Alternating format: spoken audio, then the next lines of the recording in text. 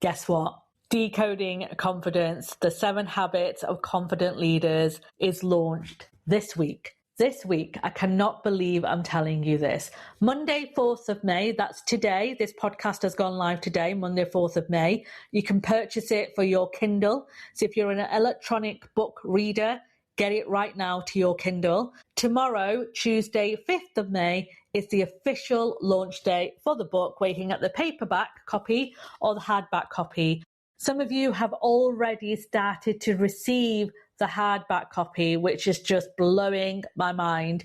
And some of you who came to my pre-launch party have already got the book in your hands. The limited edition, which is the black cover, which is conveniently sat right next to me as well. Here it is. If you're listening on the pod, if you're listening on audio, I'm holding the black book in my hands so you can see it, but that's only available on my website. So if you prefer the black cover, then you can order that directly on my website. If you're more into the green cover, the trade copy, as they call it in my publishing world, my publisher, not my publishing world, my publisher calls it the trade copy, you can get that from all bookshops online and hopefully, fingers crossed, in store.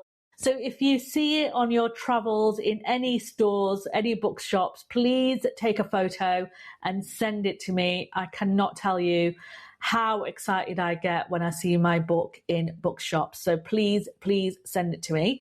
So like I said, this episode is going to be a bit different than my previous episodes. And if you haven't listened to my previous episodes about why this book is around and why I wrote this book, then I'm going to share a little bit of my story with you in this episode so you understand why I've written this book in the first place. So one day, after quite a tough conversation with a friend of mine, I decided it was time for me to figure out what confidence meant and why it stopped people doing the things that they were clearly experienced to do. So during the last 8 years of doing research in this area of work, I noticed that I wasn't the only one who struggled with this. I worked with many leaders, many comms teams, many HR folks, and I kept noticing the same thing over and over again. These brilliant, capable people, the kind of people who run rooms, who deliver really difficult messages, who hold cultures together, were telling me that they didn't feel confident.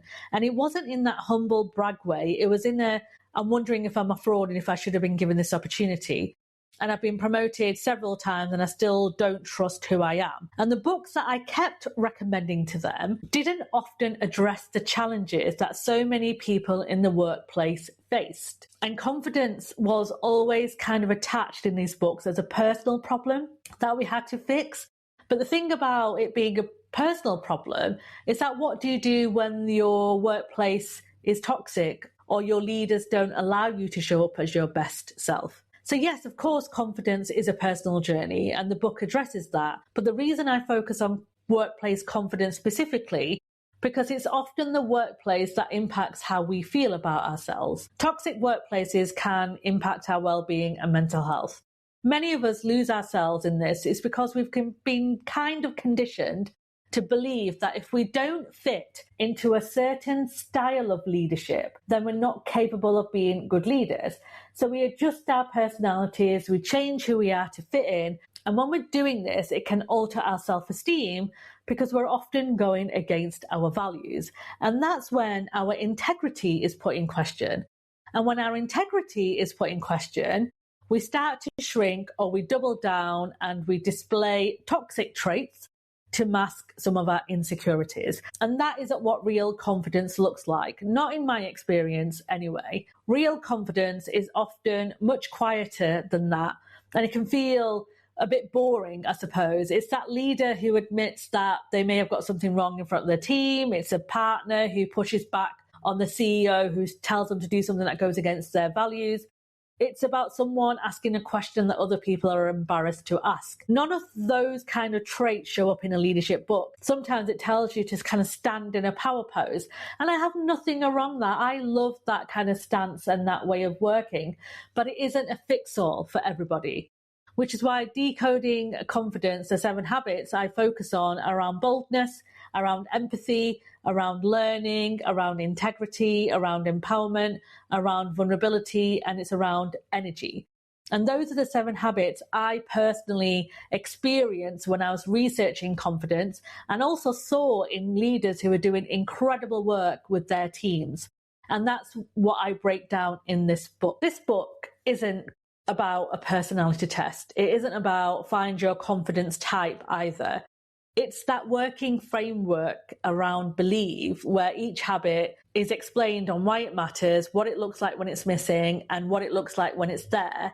And it's a set of practices you can actually try as well that are very actionable. So the moment you read them, you can immediately deploy them. It's written for people I have worked with every single day, the leaders who are trying to land difficult messages, people who are trying to figure out what the culture looks like, and senior managers who've climbed the ladder and are now kind of wondering, quite reasonably, to be honest with you, what they're meant to do. Like, how can they inspire and influence other people? And if that sounds like you, or it sounds like someone that you know, then that's what this book is for. It's a book that I believe can help everyone, regardless of what industry you're in or what level that you work with. I'm also not delulu enough, by the way, to tell you that the contents of this book are revolutionary. They're not revolutionary, they're practical. They're tried and tested methods that work incredibly well when you stay consistent. And it's full of actions that you can take immediately. Like I said, there's no complicated models, there's no complicated frameworks. It's just a very simple, honest advice that will change how you see yourself and how others see themselves as well. And if you're still not feeling certain that the book is for you, then I strongly advise that you go back to previous episodes of this podcast and have a listen to some of the stuff that I'm sharing, because hopefully that will give you a bit more insight about who I am as a person, because you've got to trust me. You've got to understand who I am and why I'm talking about this subject, but also about some of those topics in the book. Right, so I've shared, I hope, a little bit about what this book is about, and I don't want to take up too much of your time, but I do have a couple of favours to ask of you. This is launch week, and if you've ever published a book, you will know this. Launch week matters more than anything else, and it feels slightly absurd, I'm not going to lie to you. But it does shape how the book gets stocked. It does shape who hears about it. It also shapes on whose hands the book will go into, because it's really difficult as a small author, and this is me being vulnerable to you, to market a book when you don't have millions of pounds behind you. I wish I had the budget of Emma Grede, for example. She knocked it out the park with her book tour. I don't, unfortunately. I wish I did, but I don't. So I need your help. I need you to share the book. I need you to talk about the book. I need you to tell your friends, your family. And this isn't about the book going to like bestseller status for me. It's very much about collectively trying to help somebody whose life may not be going in the direction they want it to go in. It's about making sure that anyone who's suffering or struggling with showing up as their best self know that this book is available to help them. Because if we can change one person's life because we recommended something to them, and they can then impact someone else's life because they've learned something, then imagine the change we would see in the world of work if everybody did that. And I know it sounds a bit weird to say that I'm not overly fussed about it being, number one status or anything like that. It's definitely for impact for me, this book. I want it to be in front of as many people as it possibly can be, because I am delulu enough to believe that this book can change lives. Because you know why? Because it changed my life, and it changed my life into the person that I am today. And if it wasn't for the work I did on confidence, and it wasn't for the work that I had researched and really kind of opened myself up to it, then I wouldn't be here talking to you right now, and I wouldn't be a 2-times author, and I wouldn't be owning multiple businesses, and I wouldn't be helping workplaces understand their culture and communication. I wouldn't be doing any of that stuff if it wasn't for the work I did on my confidence. So everything that I've taken about confidence, everything I've learned, everything that I researched is now available in one book that will tell you step by step on how to address any challenge that you are facing when it comes to building sustainable confidence that will help workplaces support people to be their best selves, because when people feel the best, they do their best. And when they do their best, the organization will always benefit. Thank you so much for indulging me on this episode today. Please do tell me if you've bought the book, if you've read the book, then please leave me a review on either Amazon or Goodreads, or send me the review if you wish to as well.